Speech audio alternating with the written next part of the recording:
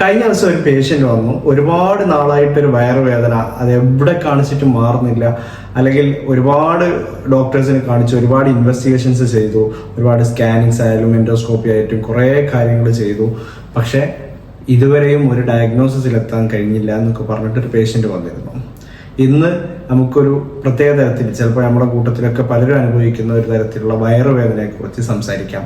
ഞാൻ doctor Bashar MP, medical officer, mother health care.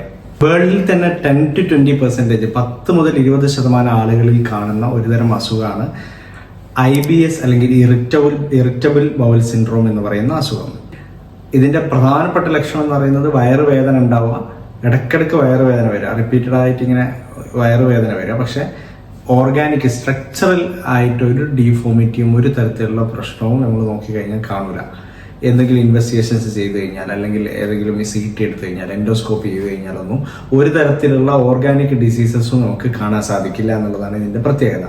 ഇതിന്റെ ഡയഗ്നോസിസിലേക്ക് വരുന്നത്, ഇതിന്റെ ക്രൈറ്റീരിയ പറയുന്നത് കഴിഞ്ഞ ഒരു 3 മാസമായിട്ട് അറ്റ്ലീസ്റ്റ് വീക്ക്ലി ഒരു പ്രാവശ്യമെങ്കിലും വയറുവേദന അനുഭവപ്പെടുക. അതിന്റെ കൂടെ നമ്മുടെ ശോധനയായിട്ട് ബന്ധപ്പെട്ട് എന്തെങ്കിലും ബുദ്ധിമുട്ടുകൾ, ഒന്നുകിൽ അതിന്റെ ഫ്രീക്വൻസി, ഇടയ്ക്കിടയ്ക്ക് ബാത്റൂമിൽ പോകാൻ കിട്ടുക, അല്ലെങ്കിൽ അതിന്റെ കൺസിസ്റ്റൻസി ഏതെങ്കിലും ഇടയ്ക്ക് ലൂസായി പോവുക, ഇടയ്ക്ക് കുറച്ച് പോവുക, അങ്ങനെ വയറ്റുന്ന് പോകുന്നതുമായിട്ട് ബന്ധപ്പെട്ട് ഇങ്ങനത്തെ കൺസിസ്റ്റൻസിയിലോ ഫ്രീക്വൻസിയിലോ പ്രശ്നങ്ങൾ ഉണ്ടാവുക.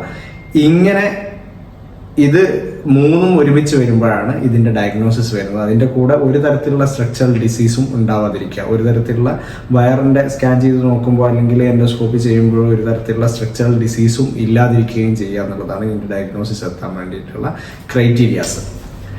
ഇതിന്റെ ക്ലിനിക്കൽ ഫീച്ചേഴ്സ് എന്ന് പറയുന്നത്, ഇതിന്റെ ലക്ഷണങ്ങൾ എന്ന് പറയുന്നത് പ്രധാനപ്പെട്ടത് വയറുവേദന തന്നെയാണ്. ഇടയ്ക്കിടയ്ക്ക് ഉണ്ടാകുന്ന വയറുവേദന, റിക്കറന്റ് ആയിട്ട് വയറുവേദന വരും. അതുപോലെ സ്റ്റൂളിന്റെ ഫ്രീക്വൻസിയിൽ ഉണ്ടാകുന്ന പ്രശ്നങ്ങൾ, അതുപോലെ അതിന്റെ കൺസിസ്റ്റൻസി, അതിന്റെ ചിലപ്പോൾ ഉറച്ചു പോവുക, ചിലപ്പോൾ ലൂസായിട്ട് പോവുക, അങ്ങനെ അതിന്റെ കൺസിസ്റ്റൻസിയിൽ ഉണ്ടാകുന്ന പ്രശ്നങ്ങൾ, ഇതാണ് ഇതിന്റെ പ്രധാനപ്പെട്ട ലക്ഷണങ്ങൾ. അതുപോലെ ഇങ്ങനൊരു അസുഖം വന്നു കഴിഞ്ഞാൽ നമ്മൾ നിരന്തരമായിട്ട് ഡോക്ടേഴ്സിനെ കാണിക്കുക, അതുപോലെ വയറുവേദന വരുന്ന സമയത്ത് സ്കാനിങ് എടുക്കുക, ഒരു ഡോക്ടറെ കാണിച്ച് സംതൃപ്തി ആവാതിരിക്കും അടുത്ത ഡോക്ടറെ അടുത്ത് പോയി ഇങ്ങനെ എൻഡോസ്കോപ്പി ചെയ്യുക, ഇങ്ങനെ കണ്ടമാനം ലൈഫിന്റെ ക്വാളിറ്റിയെ ബാധിക്കുന്ന രീതിയിൽ നിരന്തരമായിട്ട് ഹോസ്പിറ്റലിൽ പോകേണ്ടി വരിക.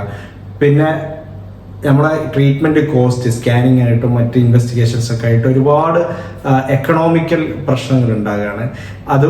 ഇതൊക്കെയാണ് ഇതിന്റെ പ്രധാനപ്പെട്ട പ്രശ്നങ്ങൾ. അതിന്റെ കൂടെ സപ്പോർട്ടീവായിട്ട് ഡയഗ്നോസ്റ്റിക് ക്രൈറ്റീരിയയിൽ വരാത്ത മറ്റ് ലക്ഷണങ്ങളുണ്ട്. ഭക്ഷണം കഴിച്ച ഉടനെ ബാത്റൂം പോകാൻ കിട്ടുക, അല്ലെങ്കിൽ ബാത്റൂം പോകുന്ന സമയത്ത് നന്നായിട്ട് മുക്കിയൊക്കെ ബാത്റൂം പോകേണ്ടി വരിക, ഇങ്ങനെയൊക്കെ അവസ്ഥ ഉണ്ടാകുന്നത് ഇതിന്റെ സപ്പോർട്ടീവ് ഫീച്ചേഴ്സ് ആണ്. പക്ഷെ ഇതൊന്നും ഡയഗ്നോസ്റ്റിക് ക്രൈറ്റീരിയയിൽ വരുന്ന സാധനങ്ങളല്ല. ഡയഗ്നോസ്റ്റിക് ക്രൈറ്റീരിയയിൽ വരുന്ന 3 കാരണങ്ങൾ നമ്മൾ നേരത്തെ പറഞ്ഞത് മാത്രമാണ്: വയറുവേദനയും അതിന്റെ കൺസിസ്റ്റൻസിയിൽ ഉണ്ടാകുന്ന പ്രശ്നം, അതുപോലെ ഫ്രീക്വൻസിയിൽ ഉണ്ടാകുന്ന പ്രശ്നം. ഇത് മാത്രമാണ് ഇതിന്റെ ഡയഗ്നോസ്റ്റിക് ക്രൈറ്റീരിയയിൽ വരുന്ന കാര്യങ്ങൾ. ഈ IBS, ഇറിറ്റബിൾ ബവൽ സിൻഡ്രോം എന്ന് പറയുന്ന അസുഖം ഉണ്ടാക്കുന്നതിന്റെ പ്രധാന കാരണങ്ങൾ പറയുന്നത്, ഇതിന് കാരണമാകുന്നത് ഇതിന്റെ പാത്തോഫിസിയോളജി കൃത്യമായിട്ട് അറിയില്ലെങ്കിൽ കൂടി ജനറ്റിക് ഫാക്ടേഴ്സ്, അതുപോലെ നമ്മുടെ ഗട്ടിന്റെ മോട്ടിലിറ്റിയെ നിയന്ത്രിക്കുന്ന ചില ന്യൂറോ ഫിസിയോളജീസ് ഉണ്ട്, അതിലുണ്ടാകുന്ന തകരാറ്, സൈക്കോളജിക്കൽ ഫാക്ടേഴ്സ്, ചിലതരം ഭക്ഷണങ്ങൾ, ജനിതകമായിട്ടുള്ള പ്രശ്നങ്ങൾ, ഇതൊക്കെയാണ് ഇതിന്റെ പ്രധാനപ്പെട്ട കാരണങ്ങളായിട്ട് പാത്തോഫിസിയോളജി ആയിട്ട് പറയുന്നത്. ഇനി ഒരാൾക്ക് ഇങ്ങനെ ഒരു അസുഖം ഡയഗ്നോസ് ചെയ്ത് കഴിഞ്ഞാൽ എങ്ങനെയാണ് അപ്രോച്ച് ചെയ്യാം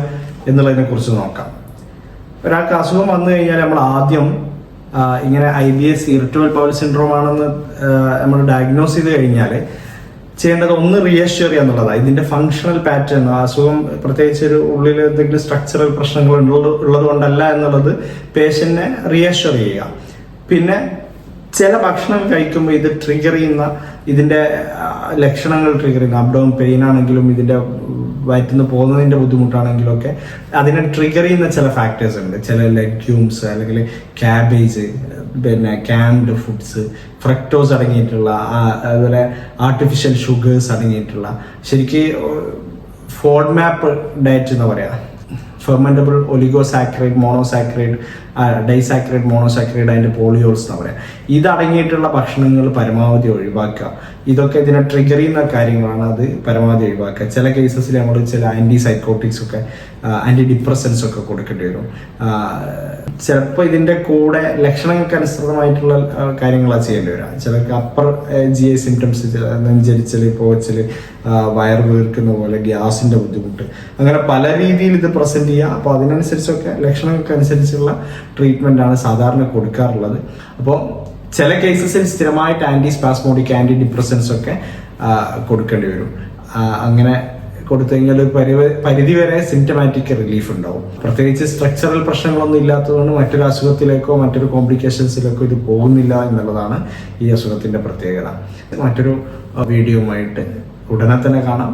താങ്ക് യു.